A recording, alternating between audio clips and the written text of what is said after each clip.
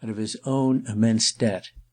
After he had taken a turn or two up and down the gallery, he came out again and descended the steps. He was but slenderly supplied with a certain social boldness — it was really a weakness in him — so that, conscious of a want of acquaintance with the four persons in the distance, he gave way to motions recommended by their not committing him to a positive approach. There was a fine English awkwardness in this. He felt that, too, as he sauntered vaguely and obliquely across the lawn, taking an independent line. Fortunately, there was an equally fine English directness in the way one of the gentlemen presently rose and made as if to stalk him, though with an air of conciliation and reassurance. To this demonstration Paul Overt instantly responded, even if the gentleman were not his host. He was tall, straight, and elderly, and had, like the great house itself, a pink smiling face, and into the bargain a white moustache. Our young man met him halfway while he laughed and said, Lady Watermouth told us you were coming. She asked me just to look after you."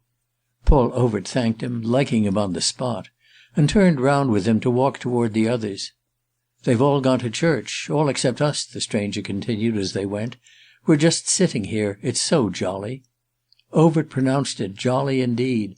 It was such a lovely place. He mentioned that he was having the charming impression for the first time. "Ah, you've not been here before," said his companion. "It's a nice little place, not much to do, you know." Overt wondered what he wanted to do. He felt that he himself was doing so much. By the time they came to where the others sat, he had recognized his initiator for a military man, and, such was the turn of Overt's imagination, had found him thus still more sympathetic. He would naturally have a need for action, for deeds at variance with the pacific, pastoral scene. He was evidently so good-natured, however, that he accepted the inglorious hour for what it was worth. Paul Overt shared it with him and with his companions for the next 20 minutes. The latter looked at him and he looked at them without knowing much who they were, while the talk went on without much telling him even what it meant. It seemed indeed to mean nothing in particular. It wandered, with casual pointless pauses and short terrestrial flights, amid names of persons and places, names which for our friend had no great power of evocation. It was all sociable and slow, as was right and natural of a warm Sunday morning. His first attention was given to the question, privately considered, of whether one of the two younger men would be Henry St. George. He knew many of his distinguished contemporaries by their photographs, but had never, as happened, seen a portrait of the great misguided novelist. One of the gentlemen was unimaginable. He was too young, and the other scarcely looked clever enough with such mild and undiscriminating eyes.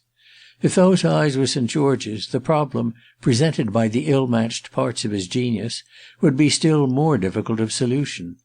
Besides, the deportment of their proprietor was not, as regards the lady in the red dress, such as could be natural toward the wife of his bosom, even to a writer accused by several critics of sacrificing too much to manner.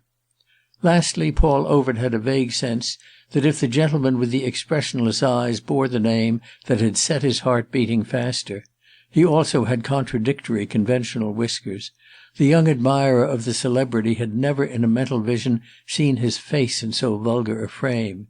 He would have given him a sign of recognition or of friendliness, would have heard of him a little, would know something about Ginistrella, would have an impression of how that fresh fiction had caught the eye of real criticism. Paul Overt had a dread of being grossly proud, but even morbid modesty might view the authorship of Ginistrella as constituting a degree of identity. His soldierly friend became clear enough. He was Fancourt, but was also the General, and he mentioned to the new visitor in the course of a few moments that he had but lately returned from 20 years' service abroad. "And now you remain in England?" the young man asked. "Oh yes, I've bought a small house in London." "And I hope you like it," said Overt, looking at Mrs. St. George. "Well, a little house in Manchester Square. There's a limit to the enthusiasm that inspires." "Oh, I meant being at home again, being back in Piccadilly." "My daughter likes Piccadilly, that's the main thing. She's very fond of art and music and literature and all that kind of thing. She missed it in India, and she finds it in London, or she hopes she'll find it."